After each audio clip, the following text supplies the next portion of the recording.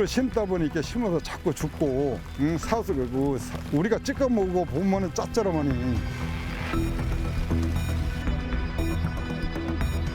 물 관리에서의 문제라고 밝혀지면 이것을 농어촌공사가 책임져야 하는 문제이기 때문에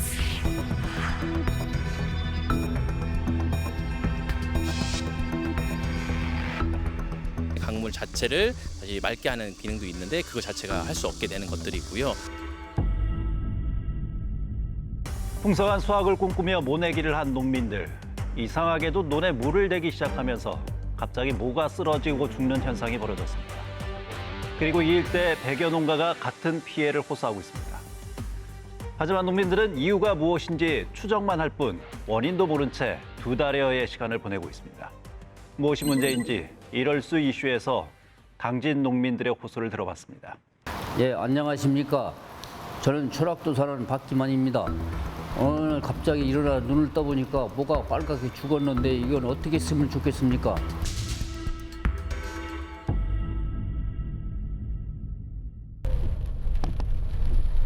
충남 당진은 전국에서 쌀 생산량으로 1, 2위를 다투는 최대 곡창 지역입니다. 그런데 지난 7월 초 당진시 고대면과 성문면 주민들의 논에서 모가 집단 괴사했습니다. 당시 주민들이 촬영한 피해 영상인데요. 수해를 입은 논처럼 보이지만 모내기 후 정상적으로 물을 댄 논입니다. 모가 사라지고 없습니다. 포기가 이제 어느 정도 됐던 거는 좀 움치면서 새끼를 묻히고 그냥 빨갛게 죽는 거예요, 자꾸. 그러니까 이제 그걸 자꾸 물이 짚은 게 자꾸 죽더라고요, 뿌리채가 그냥. 그래서 내가 이 모를 그 10원을 심었어요, 10원을. 그냥 모를 남은 거 주워다가 그냥 10원을 심었어요. 심으면은 이 뭐가 연하니까 자꾸 죽는 거냐, 아주 살지도 못하고. 지난 6월 말 가뭄이 심해 논이 마르자 농민 박기만 씨는 농어촌공사에 용수 공급을 요청했습니다. 논에 물을 대고 며칠 후 사건이 벌어졌습니다. 모의 잎이 붉게 마르고 뿌리가 검게 변하며 괴사한 건데요. 농민의 마음은 무너져 갔습니다. 이 사진을 보면 다 이런 식으로 됐었으니까 이거 이거 농사를 해가지고서 내가 농사 짓는 걸 죽어서 좋을 사람이 하나도 없잖아요. 이? 살아서 농사를 잘 지으려고 욕심을 하는 건데, 이게 이렇게 하다 보니 사람이 얼마나 열받아, 이거. 30년째 벼농사를 지어온 농민에게도 이런 피해는 처음입니다. 이렇게 다 죽은 거예요. 이게 가끔가다 한두 개씩 이렇게 있잖아요. 그래서 이제 이렇게 심다 보니까 이게 이제 논에 들어가서 보니까 전멸을 했더라고요. 누군가 논을 파헤친 듯한 모습. 제대로 자란 모는 찾아보기 어렵습니다. 대체 무슨 일일까요? 전반적으로 올해가 상당히 가물었잖아요. 그러다 보니까 가뭄 피해에 의한 이제 간척지에서 전형적으로 나오는 연피해 증상을 보이고 있었습니다. 그러니까 분월이 잘 안 돼 있고, 그 다음에 벼잎 상단이 이제 말라서 빨갛게 고사되는 그런 증상을 보이고 있었기 때문에 이것은 강력하게 염피해로 추정됐고, 염해는 염분에 의해 농작물이 입는 피해를 말합니다. 농작물이 소금물에 절여지는 것과 비슷한데요. 벼끝이 마르거나 심한 경우 모가 죽어버립니다. 수확을 해봐야 되는데 이제 예를 들어서 저 새끼도 미리 쳐가지고서 중단이 돼야 그 이삭도 좋고 그런데 이건 계속 늦게 치면은 이삭도 잘고 수확도 그만큼 떨어지고 그래요. 누구든지 그렇잖아요. 농사를 1년 농사인데 한 번 절단 나면 이게 필요가 되잖아요. 그런데 이거를 농사라는 게 1년에 2번 짓는 것도 아니고 한 번 짓는 거. 한 번 절단 나면 이게 절단 나는 거잖아요. 그랬다고 쌀금이나 좋으냐 하면 쌀금도 지금 하락돼가지고서 쌀금도 없지. 농민들은 이렇게 죽고 저렇게 죽고 다 죽잖아요. 당진시 난지도와 당진포, 초락도까지 염해 피해가 일어났습니다. 벼수확에는 지장이 없을까요? 이삭이 나오는 그 시기인데 출수 시기가 늦어지면서 충분히 이제 일조량을 받아야 햇빛을 받아야 가을에 이제 정상적인 벼가 되는데 그 일조량이 이제 부족한 거죠. 늦게 이게 새끼쳐가지고 그래서 우리가 예측하기로는 가을에 미성숙 벼가 많이 나올 것 같다는 생각이 들고요. 그래서 어쨌든 뭐 그때 이제 평가를 해봐야겠죠. 근데 한 30% 정도는 피해가 있을 거라고 보고 있는 거죠. 멀쩡한 논들에 집단 염해 피해가 생긴 이유, 대체 무엇일까요? 당진시 농민회에 따르면 농민들이 증상을 발견한 시기는 6월 말에서 7월 초였습니다. 이들은 공교롭게도 6월 3일부터 15일 사이에 농어촌 공사에서 농업용수를 공급받았습니다. 농민들은 7월 6일 당진시와 농어촌 공사에 현장 조사를 요구했는데요. 7월 13일 공동 조사 결과 역시 염해로 추정됐습니다. 그런데 피해 지역에 공통점이 있었습니다. 바로 대호만호의 물을 공급받았던 겁니다. 모가 신고서 살았다가 다시 넘어지고 죽고 이러는 걸 보고서 야, 이거는 물에 있다는 것을 의심을 많이 하게 됐어요. 근데 아니나 다를까 옆에 있는 농가도 그 똑같은 증상이 있다고 하니 이제 거기서 이제 확신을 가진 거죠. 그래서 실질적으로 여기서 농사 짓는 사람들이 염도를 재본 사람도 있어요. 농업용수의 염분 권고량은 1000ppm 이하입니다. 1000ppm 이상일 때는 수확에 영향을 미치고 3000ppm 이상일 때는 농작이 불가능합니다. 피해 농민들은 당시 공급받은 용수가 문제였다고 주장합니다.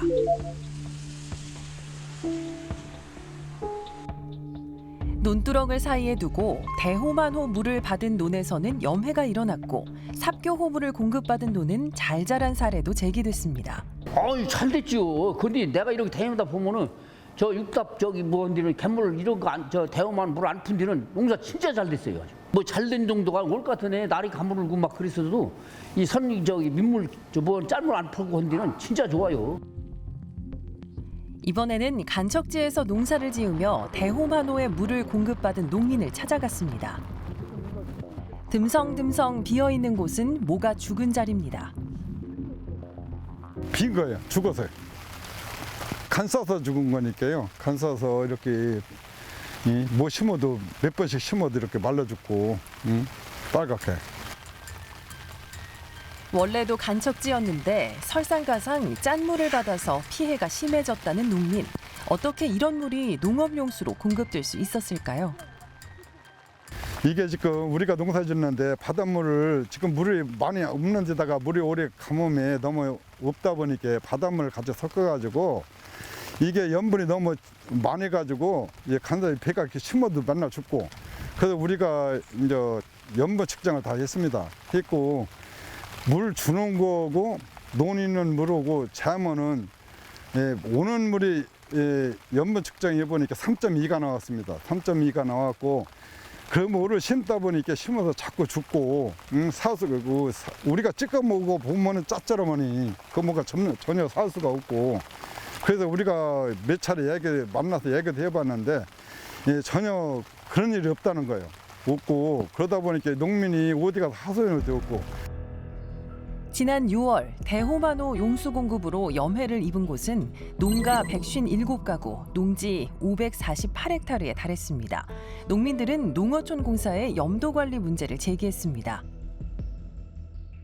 원인 규명에 대해서 농어촌공사는 이렇게 주장한단 말이에요. 자기들이 물을 풀 때마다 체크했다. 염도를. 그 자동 센서로 체크된다 이거예요. 그 체크된 수치가 얼마냐니까 1260이라고 하더라고요. 1260 ppm 정도 나왔다. 그거는 뭐 문제가 안 된다. 그 정도는. 그런데 나중에 이제 행정에서 어떻게 발표냐면 그 3천, 4천은 논 바닥에서 된 거다.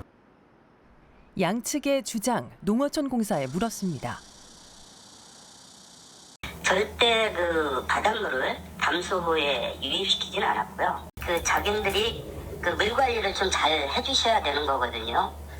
모내기를 일찍 한다든가 물 교환을 계속 해준다든가 여러 가지 그 저기를 있어야 되는데 그러한 부분까지 충분히 이루어졌는지가 문제인 거죠. 농어촌 공사의 설명에도 불구하고 농민들은 여전히 믿을 수 없습니다. 완전히 이건 짠물이에요. 농사 지을 수 없는 물이에요. 그러니까 이 농어촌 공사에서 물 관리를 이건 전 잘못했다고 의심을 하거든요. 그래서 국민이 믿을 수 있는 그런 앞으로 체계적인 무슨 그런 관리를 시스템이 있어서 그렇게 해야 될 것 같아요. 대호만호의 용수를 공급받았던 농민들은 농어촌 공사에 농업용수 관리와 공급, 수리시설 개선 요청을 해왔습니다. 하지만 소용이 없었다고 합니다. 거의 수로 관리가 안 된다고 보면 돼요. 농가들이 이제 막 계속 항의 전화하고 해야 뭐 물 한번 퍼줄까 말까 이렇게 하는 거거든요. 이번 같이 이렇게 육지에 있는 논까지 피해를 입었다는 것은 용수 자체가 용수 관리 저수지 관리 수문 관리라든가 저수지 관리를 잘못해서 다량의 바닷물이 들어와서 농업용수가 염도가 높아졌다 이렇게 보는 거죠. 염해의 원인이 밝혀진다 해도 농민들은 사실상 피해 보상을 받을 길이 없어 더욱 막막합니다. 농업재해대책법 제2조에서는 농업재해를 가뭄과 홍수, 한파, 폭염 등으로 규정하는데요. 염해는 재해 보상에서 누락돼 있습니다. 당진시 또한 법제도 때문에 보상이 어렵다고 합니다. 현재 제도상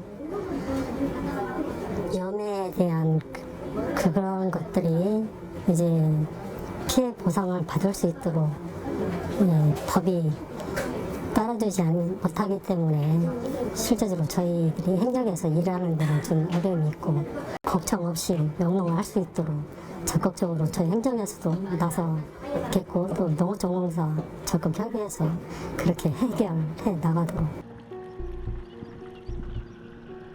이번 염해는 가뭄으로 인한 물 부족과 농어촌 공사의 관리 부실로 지적되는 사건입니다. 그래서 앞으로 염해를 농업재해 보상에 넣어야 한다는 의견도 있습니다. 만약 자연재해에 의한 것이라고 밝혀지면 농어촌공사나 관련 기관들은 책임이 없는 문제가 되고 실제 농어촌공사의 물관리에서의 문제라고 밝혀지면 이것을 농어촌공사가 책임져야 하는 문제이기 때문에 이것들에 대한 굉장히 민감한 부분들이 존재하는 것 같습니다. 염해 피해를 비롯해서 자연재해에 취약한 농업에 이런 것들에 대한 재해 보상을 지정하는 것은 우리 식량 주권을 지키는 문제에서 굉장히 중요하다고 생각합니다. 올해 추석과 수확기를 코앞에 두고 염해 입은 논을 바라봐야 하는 농민의 마음은 착잡합니다. 지금 이렇게 잘 일어난다 해서 보기는 좋아도 추석 입었자 이거 배 팔아먹을 게 지금 앞으로는 걱정입니다. 피눈물 나게 농사 지은 거를 이렇게 망치는 거 보고서도 그 사람들 발만 빼지 아무 소용이 없습니다. 이게 비가 와서 이렇게 왔다 시커머서 니들 와봐라 해도 막무가내고 그러니까 그거나 좀 시장에서 해줬으면 좋겠고 농민으로서. 풍작을 꿈꾸며 대호만의 물을 공급받은 농민들. 집단 염해로 모가 죽고 쓰러졌지만 규명도 보상도 요원합니다. 언제쯤 우리 농민들은 편안하게 농사에 매진할 수 있을까요? 당진시와 농어촌 공사는 우리 농민에 대한 대책을 세워주시기 바랍니다. 염해 피해를 주장하는 농민들의 의견을 좀 종합해보면 6월 초중순 사이 가뭄으로 농어촌 공사를 통해서 이 대호만호 물을 받아서 사용을 했더니 모가 죽는 현상이 나타났다. 이런 부분이지 않습니까? 예, 맞습니다. 우선 농어촌 공사가 저수지와 수리 시설을 관리하는 목적에 대해서 이해할 필요가 있어 보이는데요. 영농을 지원하고 효율적으로 농업 용수를 공급할 의무가 있는 거잖아요. 농민들이 농업 용수가 부족할 경우 일반적으로 농어촌 공사 수로 관리 담당에게 용수 공급을 요청을 합니다. 그리고 농어촌 공사는 용수를 공급을 해줘야 하고요.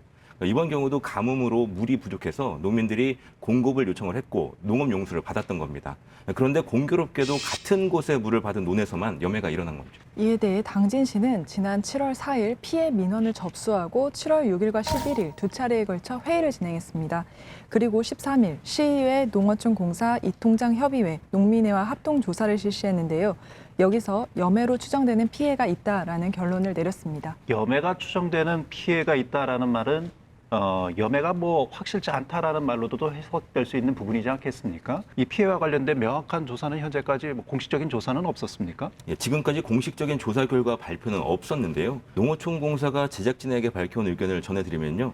그 염분 농도가 높은 물을 공급했다는 농민들의 주장은 사실과 다르다. 또 올해 6월 중에 공급한 그 농업용수의 염도를 측정한 결과 피해 기준치 이하 수준으로 측정이 됐다. 이렇게 입장을 전해왔습니다. 예. 또 그동안 염도 측정 자료를 당진시에 제출을 해왔고 또 염도는 기준 이하로 정상 공급했음을 지속적으로 설명을 했다. 이런 입장입니다. 예. 또 염해의 원인은 염해 피해가 발생된 지역이 대부분 간척지라는 점을 들어서요. 간척지 특성상 토양에 염분이 함유되어 있는 상태에서 극심한 가뭄이나 폭염, 강풍이나 재염화 현상 등 그 복합적인 영향에 의해서 경작진의 염도가 급격히 상승하는 현상이 발생하면서 염해 피해가 발생된 것으로 보인다. 이런 입장을 밝혀왔습니다. 예, 그 말은 농어촌에서는 본인들이 공급한 물 때문에 염해 피해가 발생한 것은 아니다. 뭐 이런 이야기네요. 예, 그렇습니다. 그렇다면 뭐 향후 계획에 대한 부분도 좀 어떻게 입장을 밝혔습니까? 예, 앞으로 염해 피해 조사가 이루어질 경우에 공사에서는 적극적으로 협조할 계획이다 이렇게 밝혔고요.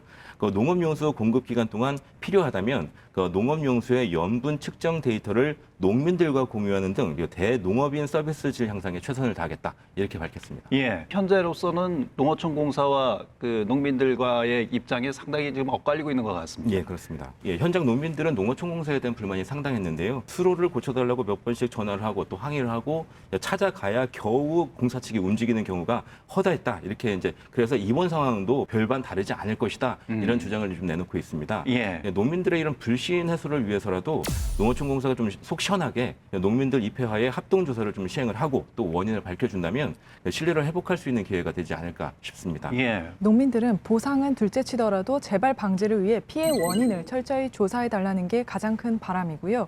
대호 방조제의 짠물 누수 현황을 조사하면서 동시에 대호 간척지 농업 용수로의 배수로를 정비하고 농로를 포장해 혹시나 모를 염해 피해를 방지해달라는 겁니다. 농민들의 요구가 수용될지는 계속해서 지켜봐야 할 것 같습니다. 예, 농어촌공사의 잘못된 용수 공급으로 염해 피해를 입었다고 주장하는 농민들. 하지만 그 피해가 자신들의 잘못이 아니라며 미온적인 대처를 일관하고 있는 농어촌공사. 문제 해결을 위한 농어촌공사의 보다 책임 있는 자세가 필요해 보입니다. 여러분은 지금 시사인데센함과 함께하고 계십니다.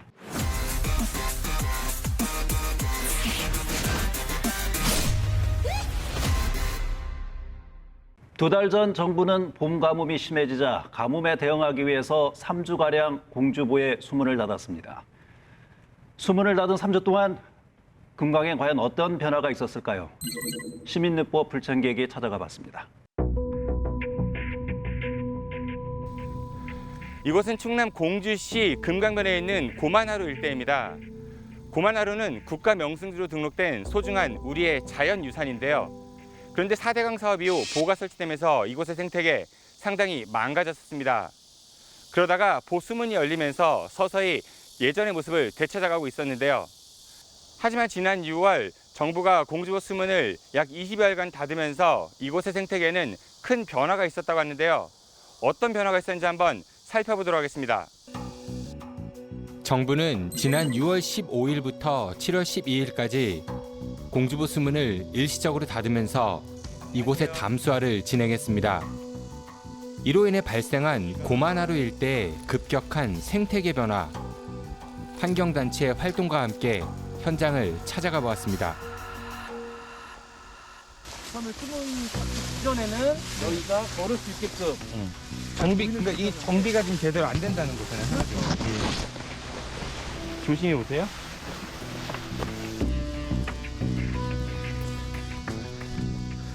네, 보시면은 이곳은 원래 모래로 되어 있죠. 네, 이런 모래톱이 강변에 조성이 되어 있었습니다. 이런 모래톱 위에서 각종 뭐 새라든지 이런 고라니 이런 동식물들이 생태계를 유지했었는데요. 그런데 아래쪽으로 좀 내려와 보면요.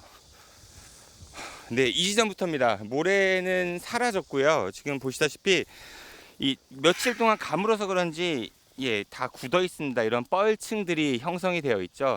두께가 한 2cm 정도 되는 뻘층이 형성이 되어 있습니다. 그리고 냄새가 되게 악취도 좀 많이 납니다. 안쪽으로 좀 더 들어가 볼까요? 뻘의 두께가 훨씬 두꺼워졌습니다. 많이 차이가 나죠. 이런 뻘층이 형성이 되어 있고요. 이런 곳은 이제 진흙 형태의 뻘들입니다. 폭염 전에 상태가 어땠을지 짐작이 됩니다. 그리고 뻘의 두께도요. 보시면 손이 이렇게 계속 들어가죠. 네. 모래톱이 있어야 될 자리에 이런 뻘들이 가득하네요. 강 쪽으로 다가갈수록 질퍽한 펄 때문에 발이 빠지기 시작했습니다. 안 빠집니다. 늪에 빠진 것처럼 계속 발이 빨려 들어가서 걷기조차 어려웠는데요. 좀 도와주셔야 될 것 같은데요. 그러다 결국 누군가의 도움 없이는 발을 발만 뗄 수조차 빠지고. 없는 상황까지 놓이게 됐습니다. 잠깐만요.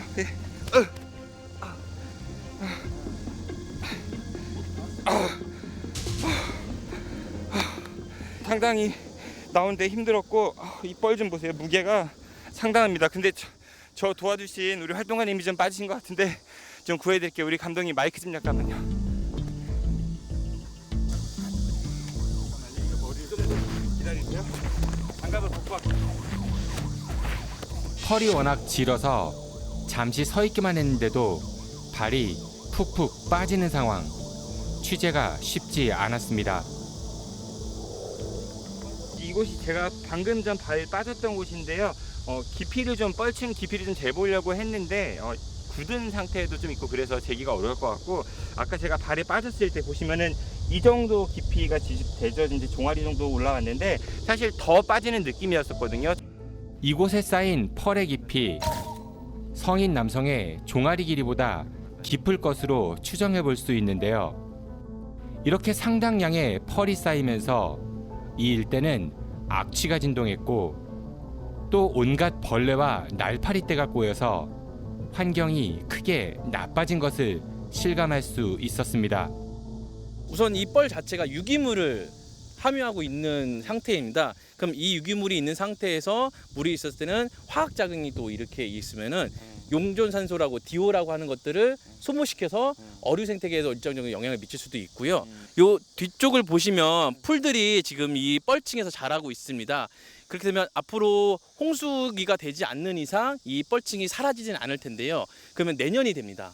그럼 내년까지는 이 뻘층 위에서 이 숲풀들이 자라나게 되면 모래는 더 보기 힘들어지고 여기 숲풀들을 통해서 이 해변가까지 저반가까지 다 숲풀이 될 수가 있다는 육화가 진행이 될 수 있는 거죠. 보수문이 닫힌 이후 물이 흐르지 않아서 펄이 모래 위에 켜켜이 쌓인 건데요. 보수문을 닫은 지 불과 24일 만에 일어난 놀라운 변화입니다. 육상화가 진행되면 그 안에 모래들이 다시 나타날 수 없기 때문에 우선 모래는 자정작용이 있는 상태이기 때문에 강물 자체를 다시 맑게 하는 기능도 있는데 그거 자체가 할 수 없게 되는 것들이고요. 예를 들어서 꼬마 물대새들이 이곳에 모래톱에서 산란을 하는 장소로 활용을 하고 있는데 그것이 다 사라졌다고 볼 수가 있고요. 또 하나는 야생동물들이 와서 물가에 와서 물을 먹어야 되는 게 대표적인 고라니가 될 수가 있는데 그런 다양한 야생동물들이 물을 먹기에 적합하지 않은 형태가 될 수도 있는 것들이죠. 여러 가지 문제점들이 많이 발생하고 있습니다. 그렇다면 정부에서는 왜 공주부수문을 닫았는지 물어보았습니다. 농어촌공사나 그 인근 지역 주민들이 가뭄 피해를 호소를 하셨고요. 그 상류에 이제 저수지가 가뭄으로 인해서 이제 지속적으로 저수율이 하락하는 이제 상황이었습니다. 저수지에 그 저수율 하락을 좀 미연에 방지하고자 하는 그런 이제 계획으로 볼을 담수를 하게 됐습니다. 농업용수 부족을 대비해서 공주보 수문을 닫았다는 이야기. 하지만 환경단체에서는 다른 이야기를 합니다. 수문을 닫을 시기에는 이미 장마가 시작되려고 하는 시기였기 때문에 물이 충분히 올 수 있는 시기였었고요.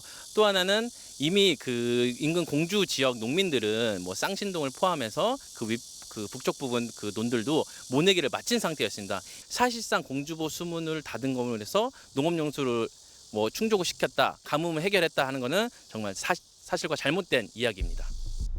실제로 담수가 이루어진 시기에는 장마 예고와 함께 모내기도 끝나서 농업용수를 채울 필요가 없었다는 말. 사실 확인을 위해 인근 지역 농민을 만나보았습니다. 지금 사람들이 많이 오해하는 게 볼을 막아가지고 이 주변의 농사에 많이 도움이 된다 뭐 이런 생각을 하고 가뭄 해소한다 그러는데 이미 취수장을 해서 물을 올려 써서 문제가 안 됐었고 지금도 문제가 없거든요. 이제 밭 지역은 환경부에서 이제 보호 수문을 열면서 그 23개 관정 대형 관정을 파줬어요. 그래서 아무 문제가 없이 농사 지는 데 상관이 없고. 평소 농사를 지을 때 공주보의 역할이 그다지 크지 않았다는 인근 농민의 말. 그래서 환경단체는 정부의 이번 결정이 그 시기와 절차상에 문제가 있었다고 지적합니다. 금강에는 금강수계 민간 협의체가 분명히 존재를 하고 있고 이 협의체 내에서 보호 운영과 그리고 과정들 이런 것들을 주민관이 협의하는 기구인데요. 여기서 협의하는 과정 중간에 공주보 수문이 닫히게 되는 결정이 나왔습니다. 우선 협의체 위원들은 이것에 공주보 수문을 닫는 것에 반대를 하는 분들이 존재를 했었고 이것에서 현장 조사가 분명히 필요하다고 얘기를 했었지만 현장 조사가 진행되는 과정 중에 수문을 닫히는 보도 자료가 환경부 측에서 나왔었고 실제로 서면에서 진행됐던 금강수계 민간협의체 회의에서 나왔던 위원들의 의견이 환경부에 전달됐는데요. 이 가운데 담수는 가뭄의 근본 대책이 아니라는 전문가들의 상당수 의견을 확인할 수 있었습니다. 하지만 이런 의견에도 환경부는 공주보 수문을 닫기로 결정했던 것입니다. 민간협의체의 기능 자체를 무시하는 처사라고 볼 수가 있습니다. 이런 환경부 장관의 독단적인 선택으로 보호 수문이 닫히게 된 것이 차후에 또 발현될까 이것이 가장 큰 문제라고 보여지는 것입니다. 여러 의견을 충분히 수렴하지 않은 채 강행했던 공주보 담수. 그리고 단 20여일 만에 찾아온 생태계 파괴. 가뭄이 찾아올 때마다 반복될 수 있다는 우려가 나오는 이유입니다. 닫고 열고 결정을 당시 4대강 조사 평가단 이제 개방팀에서 했던 거라 제가 좀 상세하게 말씀드리기는 좀 힘듭니다. 4대강 조사 평가단의 금강 현장 대응팀은 해산한 것 같더라고요. 예, 맞습니다. 4대강 조사 평가단이 축소되면서 이제 더 자세한 사항은 좀 답변드리기가 좀 힘들 것 같고요. 공주보 수문 개방 여부를 담당했던 전담팀이 축소되면서 자세한 답변을 할 수 없다는 말. 전문가는 보를 담수하는 것이 오히려 지하수 부족 현상을 유발할 수 있다면서 우려를 표합니다. 물 부족 얘기를 하는데 보 없을 때도 거기 물 부족이 있던 곳이 아니기 때문에 담수를 하게 되면 바닥이 쌓이면서 썩으니까 뻘들이 콘크리트화처럼 해서 딱딱해져요. 그렇게 되다 보면 어떤 일이 생기냐면 강의 물하고 지하수하고 연결이 차단돼요. 원래 하천의 가장 중요한 기능 중에 하나가 지하수 공급이거든요. 그게 차단이 되면서 실제로는 금강 주변이 오히려 이제 지하수 부족 현상이 생겨서 가뭄을 더 잘 타요. 보를 유지하면 안 되는 거예요. 그냥 헐어버려야 돼요. 원래 옛날처럼. 공주보 수문이 닫히면서 아름다웠던 고만하루가 이렇게 황폐화가 됐습니다. 이를 다시 되돌리려면 많은 시간과 노력이 필요할 텐데요. 인공 구조물과 자연, 어떤 것이 더 소중할까요? 이 당연한 질문에 정부가 현명한 답을 내놓길 바랍니다. 3주간의 비교적 짧은 기간에도 고만하루 일대 환경에 많은 변화가 있었네요. 네, 맞습니다. 이 얼마 전까지만 해도 그곳 모래톱에는 이 꼬마 물대새들이 뭐 산란과 부화를 했던 그런 곳이었는데요. 지금은 진입로부터 상당히 좀 성인 키 높이 이상의 그 수풀이 우거져 있죠. 그리고 모래톱이 사라진 곳에는 굉장히 많은 펄층들이 좀 형성이 되어 있습니다. 이해할 수가 없는 게 단 24일 만에 이뤄졌던 그런 결과였거든요. 그래서 이 흐르는 물을 인간이 인위적으로 막았을 때 이 자연이 어떻게 망가질 수 있는가 이걸 좀 보는 것 같아서 상당히 좀 마음이 안타까웠습니다. 예, 모래톱이 사라진 자리에 펄층이 이제 쌓인 건데 강가의 모래톱이 상당히 중요한 기능을 하잖아요. 이 모래톱은요, 강물의 흐름에 따라 가지고 모래들이 이렇게 쌓여서 하는 그런 이제 자연 지형인데요. 이 모래톱에는 보통 한 40% 정도의 그 물을 흡수를 하고 있습니다. 그래가지고 아무리 가뭄이 있어도 그 기본적인 그 물량 때문에 그 동식물들의 생태계에 많은 그 좋은 영향을 끼치고 있고요. 또 이제 모래 알갱이들이 그 필터 역할을 합니다. 그래서 많은 그 오염물질들을 배출하기 때문에 말 그대로 모래톱은 천연 정수기 역할을 한다 이렇게도 볼 수 있습니다. 정부는 봄 가뭄이 지속되면서 물 부족이 우려될 것 같아서 이 수문을 닫았다 이렇게 얘기하고 있지 않습니까? 네, 그렇습니다. 예, 하지만 현장 얘기는 좀 다른 것 같습니다. 네, 맞습니다. 이게 가뭄이 당시에 좀 많이 심각하긴 했었거든요. 그래서 농어촌공사에서는 이 가뭄 해소를 위해서 저수량을 좀 확보해야 된다. 그래서 이 공주 수문을 닫아야 된다. 이렇게 이제 요청을 해서 이루어졌던 것들인데요. 하지만 보셨다시피 주변 농민들의 입장은요. 이미 이제 모내기도 끝났고 또 가뭄을 해소할 수 있는 그런 장마도 예고돼 있고 또 그 일대 논 근처에는 많은 그 관정들이 이제 설치가 되어 있습니다. 취수장들이 있기 때문에 그곳에서 이미 물을 공급받고 있어서 농업용수 부족 때문에 공주부수문을 닫는다 이거는 맞지 않는다 이렇게 주장을 하고 있습니다. 근데 실제로 이 보 설치 이후에 이 강 생태계가 많이 망가졌던 모습들, 뭐 녹조 현상들이 우리가 그런 것들은 많이 확인할 수 있었죠. 그래서 이런 것들이 과연 자연과 인공 구조물 가운데 어떤 것들을 우리가 우선적으로 지켜야 하는가 아주 근본적인 질문을 해볼 수 있지 않을까 싶습니다. 앞으로 우리 미래를 위해서 무엇을 지켜야 될지 정부가 좀 현명한 판단을 내렸으면 좋겠습니다. 파괴된 생태 환경을 다시 되돌리기 위해서는 수십 배, 수백 배 비용과 노력이 필요하죠. 정부의 현명한 판단을 통해서 불필요한 비용을 막고 모두가 납득할 수 있는 대책을 마련하는 데 최선을 다해야 하지 않을까 싶습니다.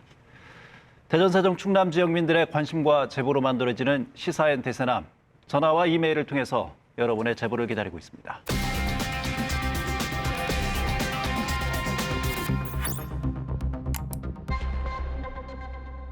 대세남이 선택한 한 주간 대전, 세종, 충남의 이슈, 대세남 2주의 픽입니다.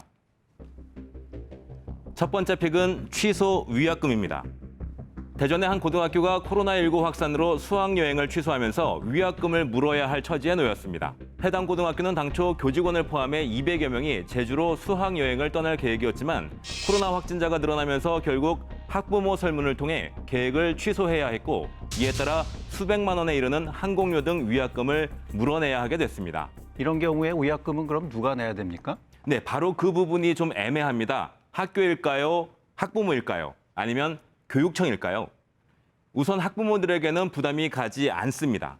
학교 측에서 부담하는 방안이 검토 중인데 예산 항목이 또 마땅치 않습니다. 이렇게 되면 학부모도 또 학교도 아닌 교육청이 위약금을 부담하는 셈이 되기는 합니다. 하지만 이 경우 예산의 목적의 사용이라는 법적 문제에 저촉될 수 있는 탓에 교육청의 고민이 깊습니다. 위약금 고민도 있지만 사실 무엇보다 학생들의 울상입니다. 수학여행은 단순한 현장 체험의 의미를 넘는 경우가 많잖아요. 비대면으로 가뜩이나 추억이 없는 우리 아이들, 또 하나의 추억을 잃게 되면서 상심이 깊습니다. 누구의 잘못도 아니지만 모두가 안타까운 상황이 계속되고 있습니다. 두 번째 픽은 먹고 사는 것과 즐기고 사는 것으로 정했습니다. 코로나가 회복세를 보이고 있지만 전업예술인들은 여전히 어렵습니다. 실태조사에 따르면 대전 예술인의 월 평균 개인 소득이 100만 원 미만 비율이 37%로 가장 많았습니다. 많은 예술인들의 사정이 이렇다 보니 생계형 업종 전환도 고려하는 것 같습니다. 네, 맞습니다. 대전 국악계는 전공자 500여 명 가운데 코로나 이후 100여 명이 국악계를 떠났고 300여 명은 다른 분야와 겸업하고 있는 것으로 보고 있습니다. 누구나 힘든 코로나 시기지만 가장 먼저 늪에 빠져서 가장 늦게 헤어나오는 것이 바로 지역예술계라는 말이 있습니다. 그래서 최근에는 지역예술인 의무 채용이나 지역축제에 지역예술인들을 의무적으로 초청하는 방안이 논의되기도 합니다. 예술은 하루아침에 완성되기 어려운 분야입니다. 지금 우리가 지역예술인들과 동행하지 못한다면 앞으로 먹고 살기 수월해졌을 때 즐기며 사는 일은 더 어려워져 있을지도 모를 일입니다. 대세남 이주의 픽이었습니다.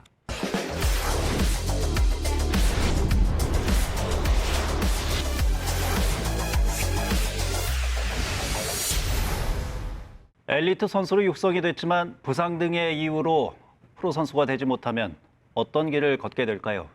안타깝게도 이들에게는 그렇게 많은 선택지가 주어지질 않습니다. 프로팀에 가는 것이 좌절됐지만 희망을 잃지 않고 운동선수로서 두 번째 도전을 준비하는 여자 배구 대학 선수를 현지인에서 만나봤습니다.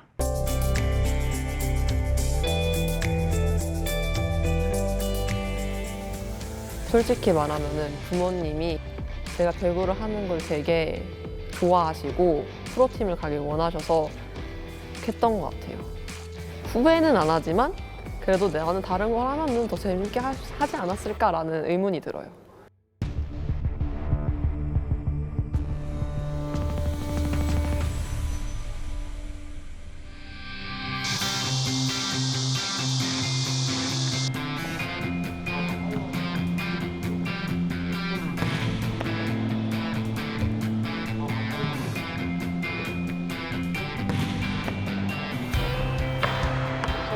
저는 단국대학교 생활체육과 주장을 맡고 있는 라이트 김다영입니다.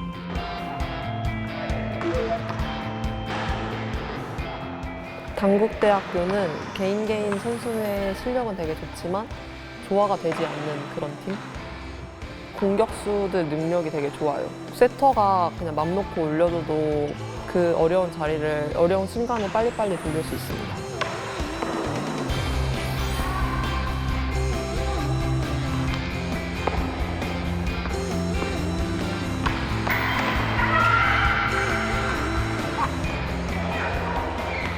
초등학교 6학년 때 배구를 시작하기는 했는데 처음에는 스포츠 클럽인 줄 알았는데 갑자기 선수 한다고 하고 그러니까 할까 말까 고민을 하던 중에 그때 대전에서 그 언니들이 소년체전을 주는 중 해서 이제 일본이랑 교류전을 하는 바람에 저도 따라가서 그거에 발목이 잡힌 뒤로 계속 하게 됐어요.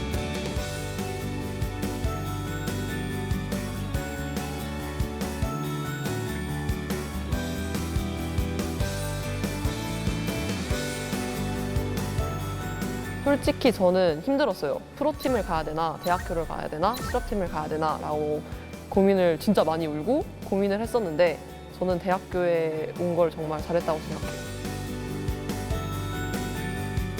저는 고등학교 3학년 4월 달이었어요.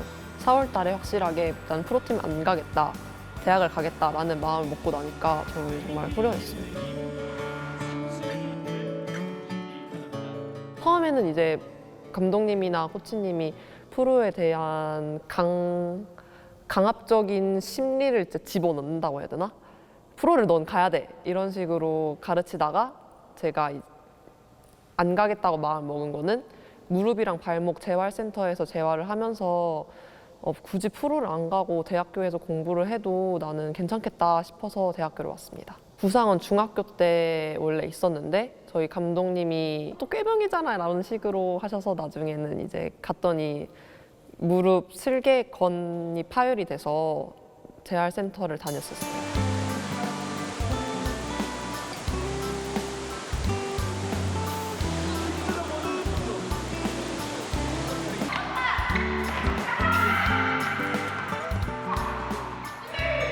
고2 때부터 고민했던 것 같아요. 고2 전까지는 계속 프로 갈 생각으로 했었는데 저도 허리를 한번 다쳤어가지고 그때 다치면서 뭔가 실력도 살짝 늘어가지고 그때 프로보단 대학이 낫겠다 이런 생각했던 것 같아요. 신장이 많이 큰 편이 아니었기 때문에 솔직히 대학이랑 프로에 대해서 많이 고민을 했는데 프로팀에 바로 가더라도 바로 시합을 뛰면서 큰 팀에 도움을 주지 못할 것 같았고 다른 많은 공부도 해보고 싶어가지고 대학교를 선택하게 됐습니다.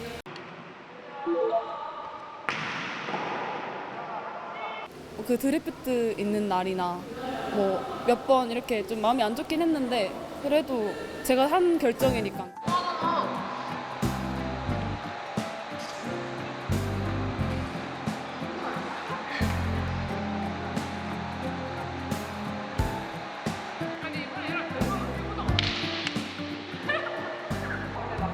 운동이랑 경기는 계속 돌아가는 뭔가 메비우스의 띠? 그런 느낌인데 고등학교 3학년 때 1월 10일 그날 눈싸움하고 놀았던 게 정말 기억에 남는 것 같아요. 정말 그때 즐거웠던 것 같아요. 배구를 하면서 좋았던 거는 없어요.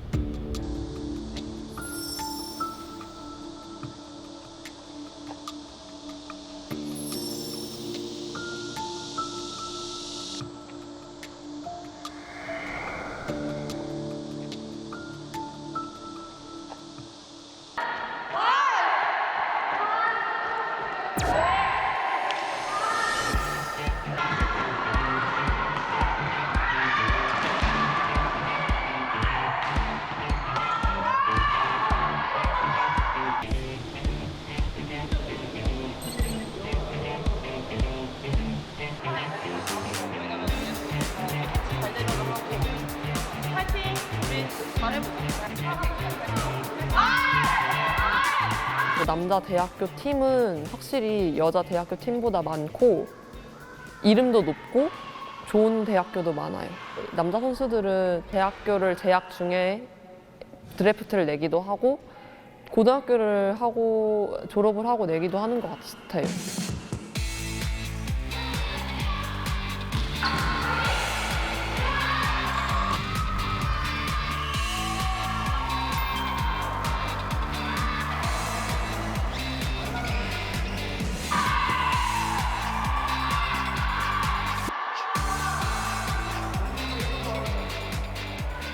공격수들 좀 힘들겠지만은 앞에 페인트랑 브로킹 길만 잡아주고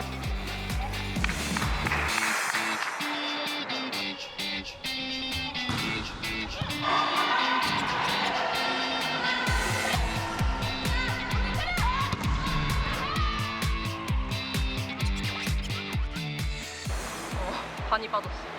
미영아 서브 7번 한테 내려. 네.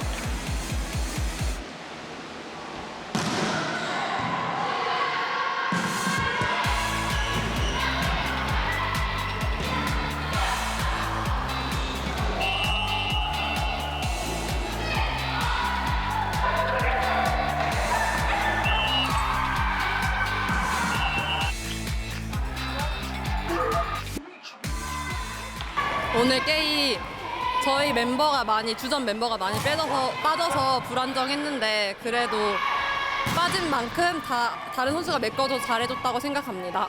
아쉽진 않아요. 왜냐면은 부족했지만 그만큼 잘했다고 생각해요. 그래도.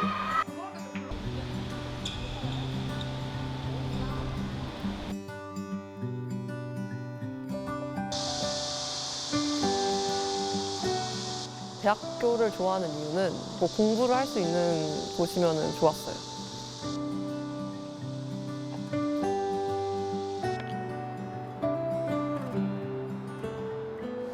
중학교 때는 그래도 제가 공부를 조금 했었는데 고등학교 때는 이제 프로팀을 가야 되니까 운동량이 그만큼 많아야 돼요. 잘해야 되니까. 그래서 수업을 거의 안 듣고 오전 운동 9시부터 12시까지 3시간, 오후 운동 3시부터 6시까지 3시간, 야간 운동 7시부터 한 좀 길면은 10시까지 하기도 하고 수업을 진도를 따라가기가 힘들었어요. 일반 학생들이랑 진도를 따라가기 너무 힘들어서 그냥 아예 안 했어요.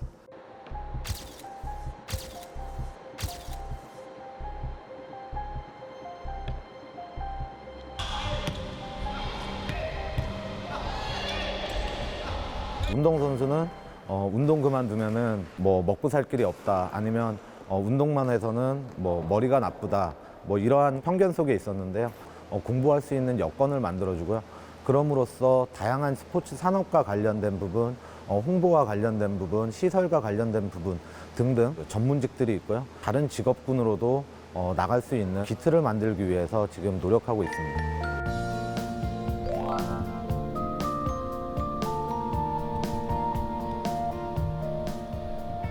학점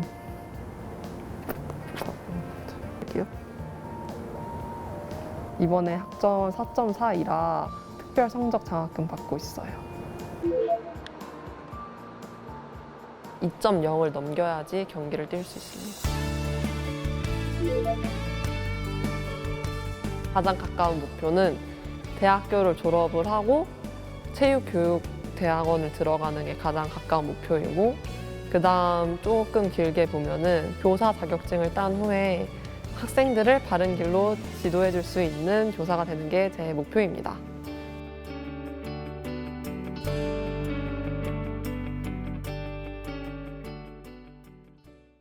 지금 국내에는 여자 대학 배구가 있는 곳이 5곳밖에 없다면서요? 네, 그렇습니다. 현재 국내에 대학 여자 배구부가 있는 곳은 5곳밖에 없는데요. 15곳에 이르는 남자 대학부와 비교한다면 현재 적은 수준입니다. 또 신인 드래프트 대상자 기준이 남성은 4년제 대학 재학이지만 여성은 고교 재학입니다. 상대적으로 여성들이 자신의 진로를 결정해야 하는 시기가 빠르다는 점도 꾸준히 문제점으로 지적돼 왔는데요. 여자 프로배구에 대한 높은 인기와 관심만큼이나 이런 부분도 개선이 됐으면 좋겠습니다. 선수들이 운동을 그만둔 은퇴 이후의 삶에 대해서도 우리 사회가 좀 관심을 가져야 하지 않을까 싶습니다. 그렇습니다. 2019년 대한체육회 실태조사 자료를 살펴보면 운동선수들의 평균 은퇴 나이가 23세이고 은퇴 선수 중 40%가 실업 상태이며 그나마 일자리를 얻은 분들 중 절반은 월 수입 200만 원이 채 되지 않는다고 합니다. 청년 운동선수들이 은퇴 후에도 자립할 수 있도록 평소 충분한 학습권과 진로 탐색에 대한 기회가 보장되어야 하지 않을까 싶습니다. 예, 언더독. 스포츠에서 이길 확률이 적은 팀이나 선수를 일컫는 말이죠. 경쟁에서 절대적 열세에 놓여 있는 팀이나 선수가 기적처럼 승리하는 이른바 언더독의 반란은 많은 사람들을 열광케 하고 큰 감동을 줍니다. 하지만 이는 어디까지나 드라마나 영화에서의 단골 소재일 뿐 이들에게 자신의 기량을 발휘할 수 있는 변변한 기회조차 주지 않는 현실은 냉혹하기 그지없습니다. 열심히 노력하고 땀 흘린 만큼 보다 많은 기회가 보장되는 사회. 그래서 모든 언더독의 반란이 특별함이 아니라 당연한 결과로 받아들이는 사회가 되기를 세상의 모든 언더독들과 함께 진심으로 바랍니다. 시사인 대사람, 다음 시간에 뵙겠습니다.